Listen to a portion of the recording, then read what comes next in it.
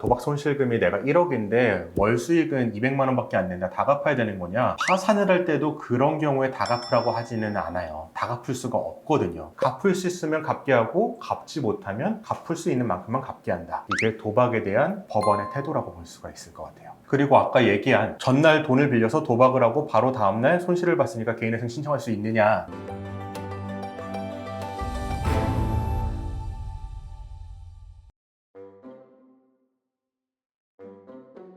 내가 도박을 했다거나 사행성 게임 뭐 이런 거를 좀 네. 하는 이력이 있다거나 이러면은 개인회생 할 때 뭐 따로 좀 생각하거나 준비해야 될 게 있을까요? 많은 분들이 일단은 개인회생을 못 할 거라고 생각을 하세요. 왜냐하면은 파산은 못 하거든요. 왜 못 하느냐? 파산이랑 개인회생이랑 비슷하니까 개인회생도 못 하는 거 아니냐라고 생각을 하시는데, 우리나라는 파산을 정하는 법조항과 개인회생을 정하는 법조항이 따로 있습니다. 미국은 같은 논리로 구성이 되어 있는데 우리나라는 논리 자체가 달라요. 파산 같은 경우에는 면책 불허가 사유가 열거가 되어 있는데요. 그 중에 도박, 낭비가 명시가 되어 있습니다. 글자로 분명하게 써 있기 때문에 도박을 하게 되면은, 또는 사치를 해서 낭비를 하면은 면책을 불허가 할 수가 있어요. 할 수가 있어요. 이게 중요한데요. 할 수 있지만 재량으로 또한 면책시켜 줄 수도 있습니다. 이게 무슨 말이냐면, 도박이 있다고 반드시 면책 불허가 되는 게 아니라 파산관제인이 어느 정도의 환수금을 받는 조건으로 면책을 시켜줄 재량이 있다는 거죠. 반면에 개인회생 같은 경우에는 면책 불허가 사유에 도박이 없습니다. 이게 무슨 말이냐면, 도박을 했다는 이유만으로 개인회생을 안 시켜줄 이유가 없는 거예요. 근거가 없는 거죠. 이에 대해서 어떤 사람들은 파산이랑 개인회생이랑 불일치하는 거는 문제가 있다. 개인회생에도 도박을 면책 불허가 사유로 넣어야 한다라고 얘기하시는 분들이 있어요. 그럴 수도 있는데, 일단 우리나라 법은 이게 아니에요. 우리나라 법에서는 법조문이 짱이거든요. 법조문에서 아니기 때문에 개인회생은 도박만으로 기각할 수는 없고요. 그러면은 도박을 했다고 하면은 아무런 제재가 없느냐? 또 그거는 아닙니다. 어떤 수단으로든 있는 제도 안에서 제재를 하고 있는데, 우선 미국부터 예를 들어보죠. 미국은 도박에 대한 규정은 없지만 사기성 채무는 면책을 안 시켜줘요. 이건 무슨 말이냐면, 개인회생이나 파산을 신청하기 수십 일 전에, 뭐 50일이면 50일, 70일이면 70일 전에 돈을 빌렸다. 그리고 개인회생을 신청했다. 그걸 만약에 도박에 썼든 뭐에 썼든, 그러면은 이 경우에는 사기에 해당하는 걸로 봐서 면책을 안 시켜줍니다. 우리나라는 이런 규정은 없지만 최근 채무가 있는 경우에는 실무적으로 청산가치에 넣으라고 합니다. 도박 손실금도 마찬가지로 처리를 해요. 도박 손실금도 청산가치에 넣으라고 해서 청산가치 이상을 변제해야만 면책을 받을 수 있게 하기 때문에, 결과적으로는 파산과 동일한 결과가 되는 거예요. 파산 절차에서도 아까 얘기했듯이 도박 손실금을 어느 정도 환수해서 내면은 재량 면책을 시켜주듯이, 개인회생에서도 비슷하게 도박 손실금 상당을 변제를 하면은 개인회생 절차를 진행하게 해주겠다. 그런 변제 계획안을 요구를 하는 거죠. 그래서 결과적으로 보면 다를 게 없죠. 원칙상으로는 어제 도박해서 5천만 원을 잃고 네. 바로 개인회생 신청을 할 수는 있나요? 할 수 있어요. 그런 경우 저희가 처리한 경우도 있고요. 그리고 도박이라고 해서 무조건 다 갚아야 되는 거냐? 도박 손실금이 내가 1억인데 월 수익은 200만 원밖에 안 낸다. 다 갚아야 되는 거냐? 파산을 할 때도 그런 경우에 다 갚으라고 하지는 않아요. 다 갚을 수가 없거든요. 200만 원 소득으로 어떻게 1억을 갚아요? 개인회생의 경우에도 200만 원 소득에 1억 채무가 다 도박 빚이다. 이러면은 내 가용소득 한 달에 약 60만 원 가량을 최장기간 60개월 변제하면은 3,600만 원이 되거든요. 이만큼 변제하면은 개인회생으로 갚을 수 있는 만큼 갚았기 때문에 남은 채무는 탕감을 해줍니다. 하지만 내가 도박을 했고 도박 채무가 1억인데 내 월소득이 1,000만 원이다. 그러면은 60개월 안에 다 갚게 되겠죠. 갚을 수 있으면 갚게 하고, 갚지 못하면 갚을 수 있는 만큼만 갚게 한다. 이게 도박에 대한 법원의 태도라고 볼 수가 있을 것 같아요. 그리고 아까 얘기한 전날 돈을 빌려서 도박을 하고 바로 다음날 손실을 봤으니까 개인회생 신청할 수 있느냐? 신청을 할 수 있고, 개인회생에 있어서 영향은 없지만 이거는 돈을 빌려준 곳이 사기죄로 고소를 하면은 처벌받을 가능성도 있죠. 내가 대출 용도를 무엇으로 썼느냐에 따라서 대출 용도를 도박을 한다고 쓰진 않았을 거 아니에요. 용도를 안 물어봤다면은 뭐 사기죄가 성립 안 하겠지만, 용도를 물어봤는데 거짓말을 하고 돈을 빌려서 도박을 하고 바로 개인회생 신청을 하면은 개인회생은 되겠지만 사기죄가 성립해서 그건 또 사기 피해금이 되니까 개인회생에서 면책 불허가 되는 채권이 되겠죠. 그런 식으로 통제가 되고 있습니다. 그럼 사용처를 교묘하게 좀 다르게 얘기한다거나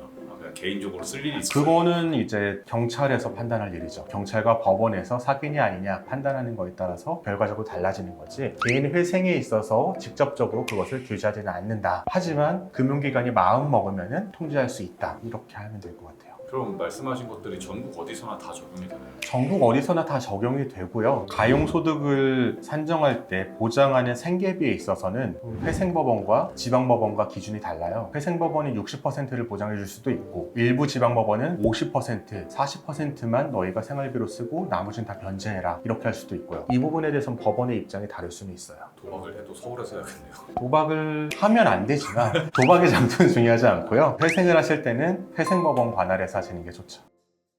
영상 끝까지 시청해 주시고 구독과 좋아요, 알림 설정, 댓글 부탁드립니다. 댓글 남겨주신 분께 추첨을 통해서 이 책을 보내드리고 있으니 자세한 참여 방법은 고정 댓글을 참고해 주세요.